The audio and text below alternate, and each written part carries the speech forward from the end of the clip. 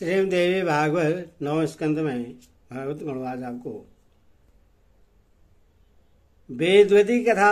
इस प्रसंग में भगवान श्री राम के चरित्र के एक अंश का कथन, भगवती सीता तथा द्रौपदी के पूर्व जन्म का वृत्तांत। तो कथा सुनिए।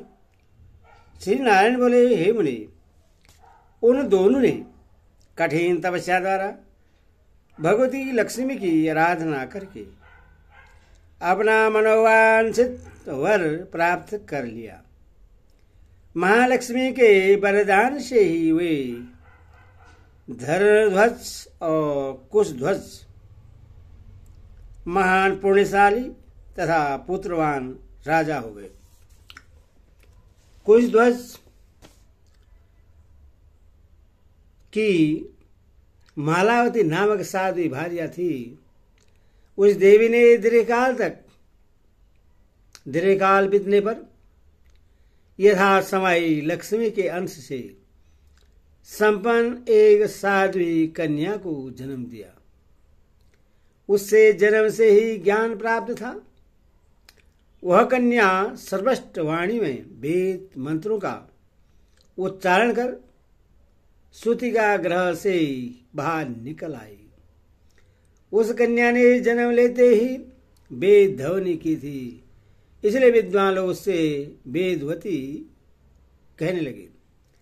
जन्म लेते ही उस कन्या ने विधिवत स्नान किया और तपस्या के लिए वन को प्रस्थान कर दिया।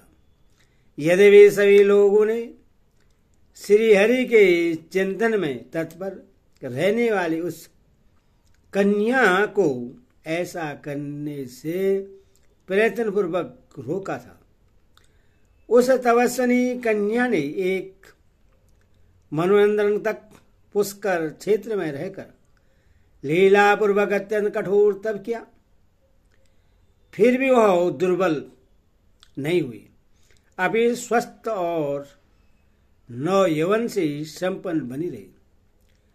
उसने सहसा श्रेष्ठ शब्दों वाली यह आकाशवाणी सुनी, हे सुंदरी, दूसरे जन्म में स्वयं भगवान श्री हरि तुम्हारे पति होंगे। ब्रह्मा आदि के द्वारा भी बड़ी कठिनता से प्रश्न होने वाले भगवान श्री हरि को तुम पति रूप में प्राप्त करोगे। यह आकाशवाणी सुनकर वह कन्या अत्यंत प्रसन्न हो गई और गंधमादन पर्वत पर निर्जन स्थान में पुनः तप करने लगी। वहां दीर्घकाल तक तपश्चर्या करती हुई वह निश्चित होकर रहती थी। एक बार उसने अपने समक्ष उपस्थित ढीठ रावण को देखा। उससे देखकर वेदवती ने अतिथि भक्ति से युक्त होकर उसे पाद परम स्वादिष्ट फल और शीतल जल प्रदान किया। उन्हें ग्रहण करके वह पापी रावण उसके पास बैठ गया और उससे यह प्रश्न करने लगा, हे कल्याणी, तुम कौन हो? स्थूल नितम देश तथा वश स्थल वाली, सरल ऋतु के विकसित कमल की भांति प्रश्न मुख वाली, मुस्कान युक्त तथा स्वच्छ धातु वाली उस परम साध्वी सुंदरी को देखकर काम बाण से आहत होकर वह नीच रावण मूर्छित हो गया। वह वेदवती को हाथ से खींचकर श्रृंगारिक चेष्टाएं करने लगा। यह देखकर वह साध्वी अत्यंत क्रोधित हो उठी और उसने तो बल से उसे स्तंभित कर दिया। वह हाथों तथा पैरों से निश्चेष्ट हो गया और कुछ भी बोल सकने में समर्थ नहीं रहा। वह मन ही मन उस कमल नयनी देवी की शरण में गया और उसने उसका स्तवन किया। देवी वेदवती उस पर प्रसन्न हो गई और परलोक में उससे स्तुति का फल देना स्वीकार कर लिया। साथ ही उसने यह सांप भी दिया, तुम मेरे ही कारण अपने बांधों सहित विनष्ट हो जाओगे, क्योंकि काम भावना से तुमने मेरा स्पर्श किया है। अब तुम मेरा बल देख लो। ऐसा कहकर उसने योग बल से अपने शरीर का त्याग कर दिया। इसके बाद रावण ने उससे गंगा में छोड़कर अपने घर की ओर प्रस्थान किया। अहो, इस समय मैंने यह कैसा अद्भुत दृश्य देखा है। इस देवी ने इस समय क्या कर डाला। ऐसा सोचकर वह रावण बार बार विलाप करता रहा। हे मुनि, वह साध्वी वेदवती दूसरे जन्म में जनक की पुत्री के रूप में आविर्भूत हुई और वे देवी सीता देवी इस नाम से विख्यात हुई, जिनके कारण रावण मारा गया। पूर्व जन्म की तपस्या के प्रभाव से उस महान तपस्विनी वेदवती ने परिपूर्णतम भगवान श्री राम को पति रूप में प्राप्त किया। तपस्या के द्वारा उस देवी ने अत्यंत कठिनता से संतुष्ट होने वाले तथा सबके आराध्य जगतपति श्री राम को प्राप्त किया था। उस सुंदरी सीता ने अत्यंत दीर्घ काल तक भगवान श्री राम के साथ विलास किया। उसे पूर्व जन्म की बातों का स्मरण था, फिर भी पूर्व समय में तपस्या के कष्ट पर उसने ध्यान नहीं दिया। उसने सुखपूर्वक उस कलेश का त्याग कर दिया था, क्योंकि परिणाम में उत्तम होने पर दुख भी सुख के रूप में हो जाता है। और सुकुमार श्री राम को प्राप्त करके उस नव यवना साध्वी ने दीर्घकाल तक नाना प्रकार के ऐश्वर्य को प्राप्त किया। उसने अपने अभिलाषा के अनुरूप ही गुणवान, रसिक, शांत, कमान्य स्त्रियों के लिए कामदेव तुल्य, मनोहर एवं सर्वश्रेष्ठ देव को प्राप्त किया था। तदंतर रघुकुल की वृद्धि करने वाले सत्य संकल्प श्री राम बलवान काल से प्रेरित होकर अपने पिता के वचन को सत्य करने के लिए वन में चले गए। वे सीता और लक्ष्मण के साथ समुद्र के समीप स्थित थे। उसी समय भगवान ने विप्र रूपधारी अग्निदेव को वहां देखा। तब श्री राम को दुखित देखकर अग्नि भी बहुत दुखी हुए। इसके बाद सत्यपरायण हुए अग्निदेव सत्य बने भगवान श्री राम से यह सत्य वचन कहने लगे। द्विजवले, हे भगवान, हे श्री राम, सुनिए, यह तो काल आपके समक्ष उपस्थित है। वह सीता हरण के समय के रूप में ही आया हुआ है। देव का प्रतिकार अत्यंत कठिन है। उस देव से बढ़कर बलवान अन्य कोई नहीं है। अथवा आप इस समय जगजननी सीता को मुझ में स्थापित करके छायामयी सीता को अपने साथ रख लीजिए। इनकी परीक्षा का समय आने पर मैं इन सीता को पुनः आपको सौंप दूंगा। मैं ब्राह्मण नहीं हूं, अभी तो इसी कार्य हेतु देवताओं के द्वारा भेजा गया साक्षात अग्नि देव हूं। श्री राम ने उनकी यह बात सुनकर लक्ष्मण को बताए बिना ही अत्यंत दुखी मन से वह वचन स्वीकार कर लिया। हे नारद, तत्पश्चात अग्निदेव ने योग बल से सीता के ही समान एक माया सीता की रचना की। इसके बाद अग्नि ने गुण और स्वरूप में उस सीता के ही तुल्य माया सीता को श्री राम को सौंप दिया।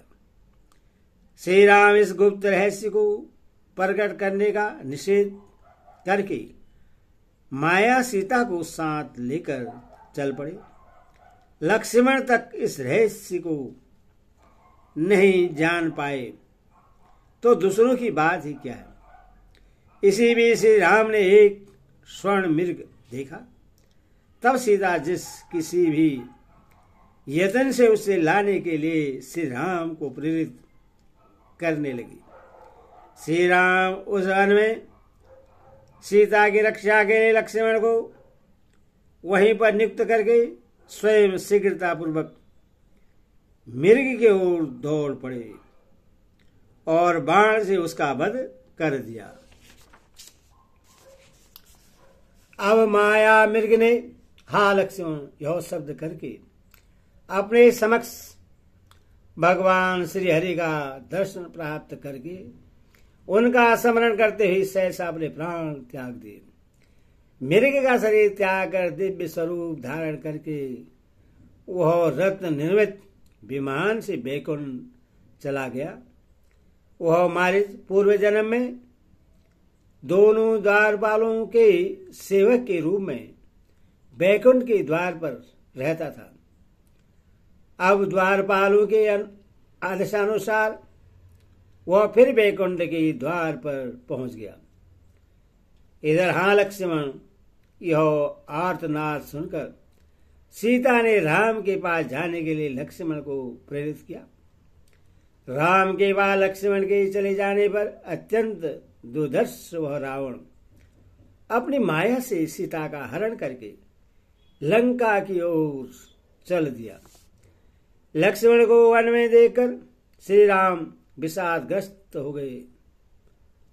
अपने आश्रम पर तत्काल पहुंचकर जब उन्होंने सीता को नहीं देखा तब वे मूर्छित हो गए और पुनः चेतना आने पर उन्होंने बार बार बहुत विलाप किया। इसके बाद सीता को खोजते हुए बार बार इधर उधर भटकने लगे। कुछ समय पश्चात गोदावरी नदी के तट पर सीता का समाचार मिलने पर भगवान श्री राम ने वानरों को अपना सहायक बनाकर समुद्र पर पुल बांधा। पुनः समय आने पर लंका जाकर और रघुश्रेष्ठ राम ने बाण से रावण को मार डाला।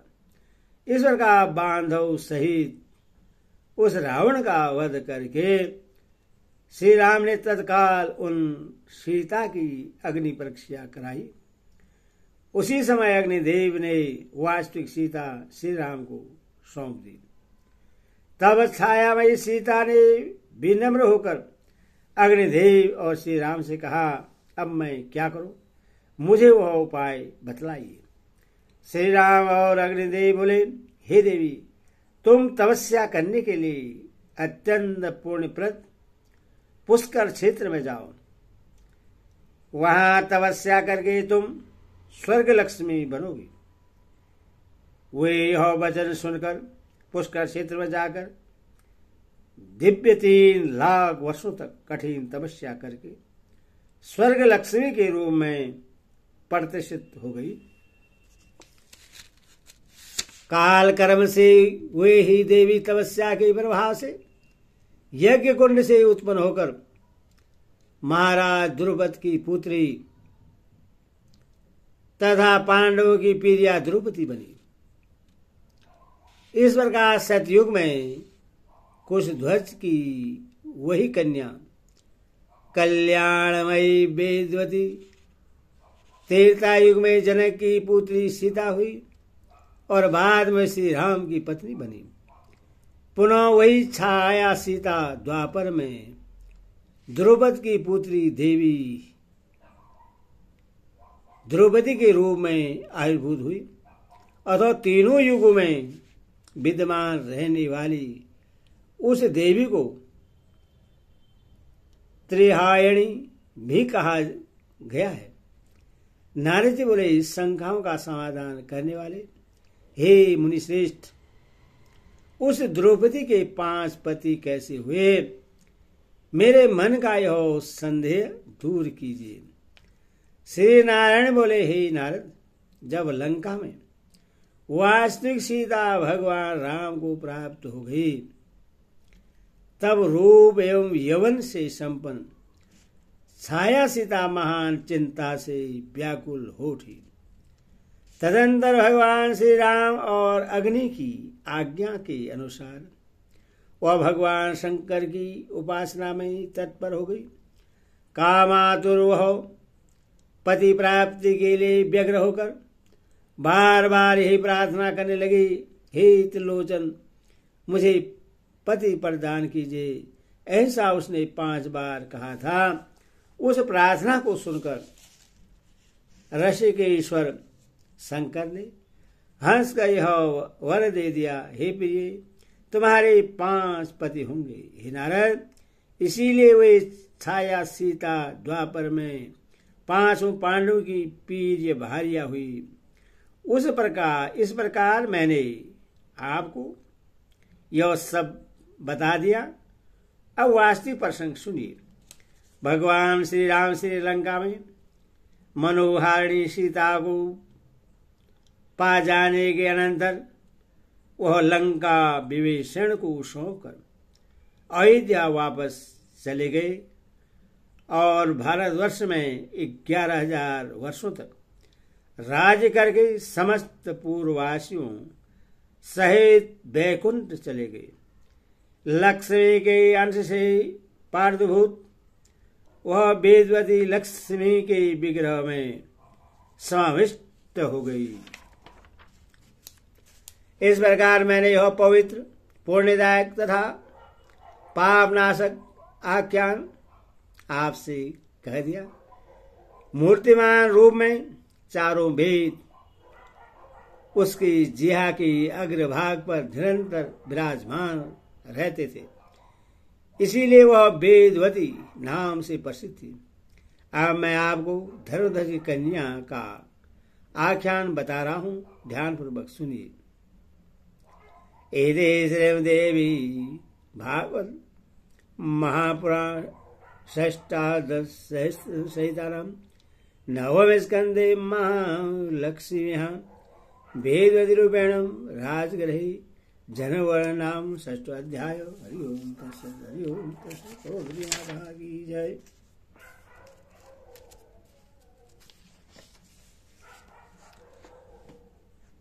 लक्ष्मीं तौ समाराध्यो जोगिणं तमसा मुने वरमेष्टं चौ प्रतीकं प्रावदूरभिशतम् महालक्ष्मी वैणं तो पृथिवीसु बभूवत्वः पूर्णिवन्तो धर्मध्वज कुशध्वजो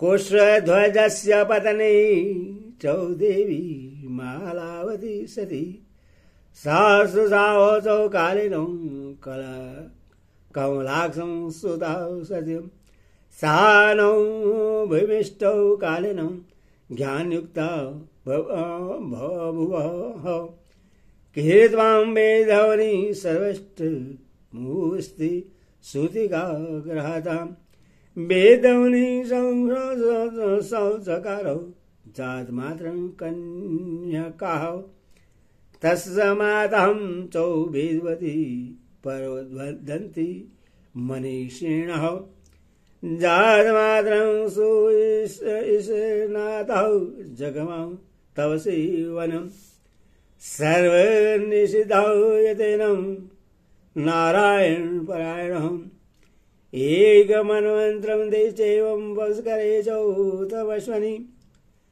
अहतयुग्रां चौ तवश्यां चौ लीलां ह्रीं जगाशः तथा विपुष्टा चौ किलष्टा नो यौवनसयुक्तः सुश्रावसा चौ सहसा सुवाच नो शरीरम् जन्मान्तरं चोदे वार्ता भविष्यति हरिः स्वयं ब्रह्मादिभिर्दुराराध्यपति लवस्यसि सुन्दरी इति श्रुतां स्वसा हष्टां चकारहौ पुनस्तवः अतिथौ निर्जनस्थाने पर्वते गन्धमादने तदेव सुचिरं तव त्वां भीष्मयो सौमासुषा दर्शयौ पुरस्त्रौ रावणं दुर्निवारणं दृष्ट्वां साथिभक्तानां च पाकं तस्मै ददौ कीलः सुस्वादुभूतं च फलं जलं चापि सुशीतलम् तच्च भुक्त्वां सौ पाविष्टसौ सुवासो तस्मीपदः चकार परस्मितं तां त्वं कल्याणी वर्धते तां दुष्टां सौ वरारोहं पयोधौ रामं शरदयबहुदसौ आस्यौ सौ स्थिवतौ दुदशी सद्यं मूर्छावो वापं कृपणं काम्बान् पीडितौ सौकरणं समाकृतं सिंगारं कीर्तौ। भक्ति माता की जय।